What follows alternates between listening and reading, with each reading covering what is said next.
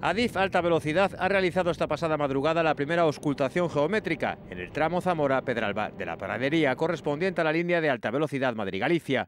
Se llevan a cabo así los primeros recorridos completos por el nuevo tramo de 110 kilómetros de longitud. El vehículo auscultador llegó a Zamora procedente de Olmedo por la vía en explotación y pasó directamente al tramo en pruebas Zamora-Pedralba de la Pradería, conectado a principios de este mes de enero. La primera auscultación se ha realizado en la vía 1 en todo su recorrido, desde la bifurcación Bolón hasta Pedralba de la Pradería. Esta próxima noche el vehículo realizará la misma comprobación en el trayecto inverso por la vía 2 y volverá a la base de Olmedo. La auscultación geométrica de vía comprueba de manera dinámica la idoneidad de los diferentes parámetros de vía: nivelación, alineación, anchos, peraltes y alabeos fundamentalmente. Estas comprobaciones son el paso previo a la entrada de otros trenes en vía para las siguientes fases de prueba. Los resultados obtenidos por la lectura continua del vehículo auscultador son sometidos posteriormente a análisis, comprobación y corrección en su caso. Una vez realizado este trabajo, el vehículo auscultador volverá a hacer una comprobación milimétrica hasta alcanzar la adecuada geometría de vía desde el punto de vista de la seguridad y el confort.